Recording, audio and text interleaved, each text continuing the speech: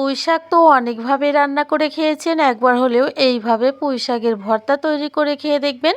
কথা দিচ্ছি স্বাদ বলতে পারবেন না, এতটা সুস্বাদু হয় পুঁইশাকের এই ভর্তা রেসিপি।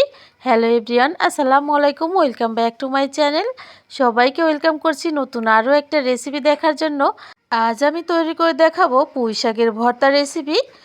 আশা করছি বরাবরের মতো আমার আজকের রেসিপি আপনাদের ভালো লাগবে। ভালো লাগলে একটা লাইক দিবেন, চ্যানেলটি সাবস্ক্রাইব করে বেল আইকনটি প্রেস করে দিতে ভুলবেন না।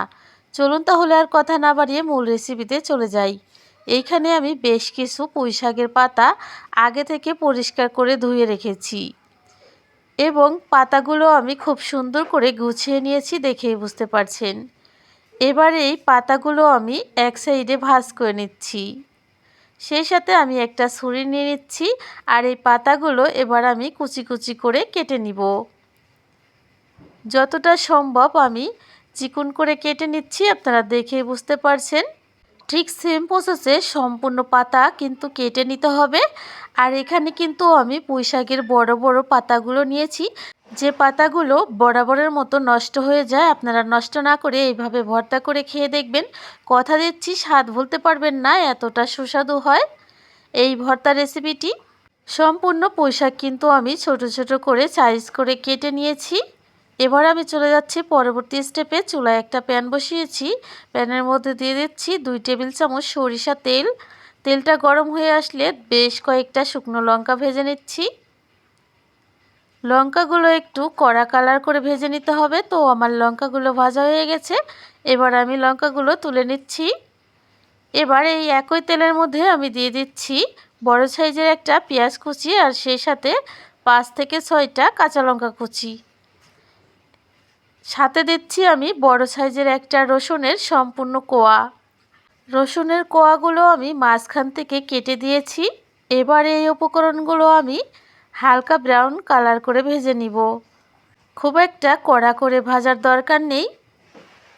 তো দেখেই বুঝতে পারছেন আমার উপকরণগুলো কিন্তু প্রায় ভাজা হয়ে গেছে। আমি আপনাদের কাছ থেকে দেখিয়ে দিচ্ছি ঠিক কিভাবে ভেজে নিতে হবে, হালকা ব্রাউন কালার। তো এবার আমি সমস্ত উপকরণ তুলে নিচ্ছি তেল ঝরিয়ে। এই সেম তেলের মধ্যে আমি আরও একটি উপকরণ দিয়ে দিচ্ছি। আর এই ভর্তাটাকে আরও লোভনীয় ও সুস্বাদু হেলদি বানাতে এখানে ব্যবহার করছি আমি বেশ কিছুটা মিষ্টি কুমড়া। কুমড়াটা আমি আগে থেকে কেটে পরিষ্কার করে পানি দিয়ে ধুয়ে রেখেছি।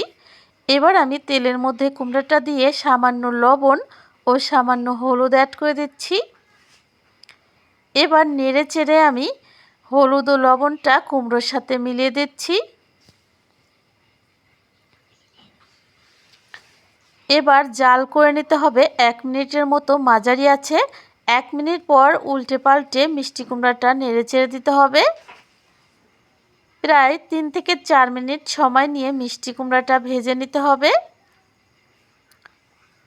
দেখেই বুঝতে পারছেন আমাদের মিষ্টি কুমড়াটা কিন্তু প্রায় ভাজা হয়ে গেছে। আর অল্প আঁচে ভাজতে হবে, এতে করে কিন্তু আমাদের মিষ্টি কুমড়াটা খুব ভালো করে সেদ্ধ হয়ে যাবে। তো এবার আমি মিষ্টি কুমড়াটা তুলে নিচ্ছি। তেলসহ মিষ্টি কুমড়া নামিয়ে নিয়ে একই কড়ার মধ্যে দিয়ে দিচ্ছি আমি আগে থেকে কেটে রাখা পুঁইশাকের পাতাগুলো। সম্পূর্ণ পাতা কিন্তু দিয়ে দিয়েছি।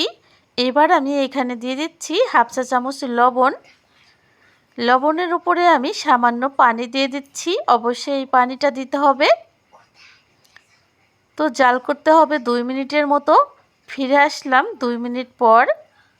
দেখেই বুঝতে পারছেন আমাদের পুঁইশাকটা আগের তুলনায় কতটা কমে গেছে ও আংলে গেছে। এবার আমি উল্টে পাল্টে একটু নেড়ে চেড়ে দিচ্ছি। উল্টে পাল্টে নেড়ে চেড়ে দিয়ে আমি আবারও ঢাকনা দিয়ে ঢেকে দেব 2 মিনিটের জন্য। ফিরে আসলাম 2 মিনিট পর। তো আমাদের পুঁইশাকটা কিন্তু ইতিমধ্যে প্রায় সেদ্ধ হয়ে গেছে। এবার কিন্তু আর ঢাকনা ব্যবহার করা যাবে না। পুঁইশাকের রং সবুজ রাখতে কিন্তু এই সময় ঢাকনাটা সরিয়ে রাখতে হবে। আর পুঁইশাকটা যাতে অনেক বেশি নরম ও সফট হয়, সেই জন্য কিন্তু খুন্তি দিয়ে ঠিক এইভাবে একটু বাড়ি দিতে হবে। আর সেই সাথে অপেক্ষা করতে হবে পুঁইশাক থেকে সম্পূর্ণ পানিটা শুকিয়ে আসা পর্যন্ত। হালকা ভিজা ভিজা থাকতে কিন্তু পুঁই শাকগুলো নামিয়ে নিতে হবে, একেবারে শুকনো খড়খড়া করা যাবে না। তো এইদিকে আমি বাটনা নিয়ে নিলাম। বাটনার মধ্যে আমি ভেজে রাখা পেঁয়াজ লঙ্কাগুলো দিয়ে দিচ্ছি। এবারেই পেঁয়াজ লঙ্কা থেকে আমি রসুনগুলো একটু ডলে নেব। এই সব উপকরণগুলো আমি 1 মিনিটের মতো একটু ডলে নিচ্ছি, এতে করে কিন্তু রসুনটা একটু আদা ভাঙা হয়ে যাবে। আমি কিন্তু পুঁই শাকের সাথে রসুন ব্যবহার করিনি, সেজন্য অবশ্যই রসুনটা গলিয়ে দিতে হবে। তো এখানে ব্যবহার করছি 1 চা চামচ লবণ, সে সাথে 4টে শুকনো লঙ্কা। ঝালের পরিমাণ আপনারা আপনাদের পছন্দ অনুযায়ী দিবেন, যার যার স্বাদ মতো।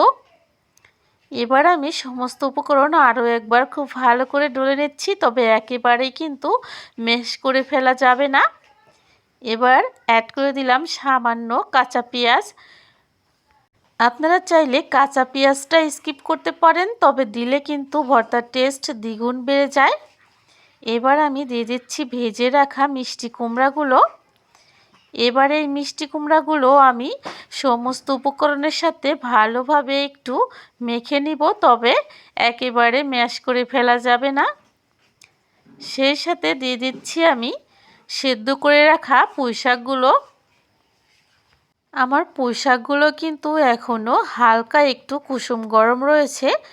আপনারা চাইলে কিন্তু সম্পূর্ণ ঠান্ডা করেও মেশাতে পারেন, কোনো সমস্যা নেই, তবে হালকা হাতে মেশাতে হবে। তবে আপনারা চাইলে কিন্তু দুটি উপকরণ একেবারেই খুব ভালো করে মেখে নিতে পারেন, তবেও কিন্তু সমস্যা হবে না।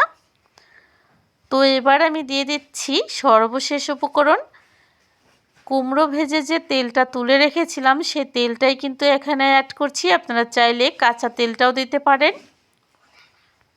তো আমি এখানে ভাজা তেলটাই সবসময় ব্যবহার করি, এতেই আমার কাছে ভালো লাগে। তো ভর্তাটা কিন্তু ইতিমধ্যে তৈরি করা হয়ে গেছে, দেখেই বুঝতে পারছেন কতটা লোভনীয় হয়েছে। খুব কাছ থেকে দেখাচ্ছি। ভর্তাটা দেখতে কতটা আকর্ষণীয় ও লোভনীয় লাগছে দেখেই বুঝতে পারছেন। এই ভর্তা দিয়ে আপনারা এক নিমিষেই 1 প্লেট ভাত খেয়ে নিতে পারবেন। কখন যে আপনাদের প্লেটের ভাত শেষ হয়ে যাবে বুঝতেই পারবেন না। তো বন্ধুরা, এই ভর্তার রেসিপিটি আপনাদের কেমন লেগেছে কমেন্ট করে জানাতে ভুলবেন না। সেই সাথে রেসিপিটি ভালো লাগলে লাইক কমেন্ট শেয়ার করে দিবেন এবং চ্যানেলটি সাবস্ক্রাইব করে বেল আইকনটি প্রেস করে রাখবেন, যাতে করে পরবর্তী ভিডিও আপলোড দেওয়ার সাথে সাথে সবার আগে আপনার কাছে পৌঁছে যায়। নিত্য নতুন সহজ সহজ রেসিপি পেতে অবশ্যই আমার চ্যানেলটা সাবস্ক্রাইব করে রাখবেন। আজ এখানে বিদায় নিচ্ছি, দেখা হবে আগামী পর্বে। সেই পর্যন্ত ভালো থাকবেন, আমার জন্য দোয়া করবেন। এখানে বিদায় নিচ্ছি। আল্লাহ হাফেজ। আসসালামু আলাইকুম।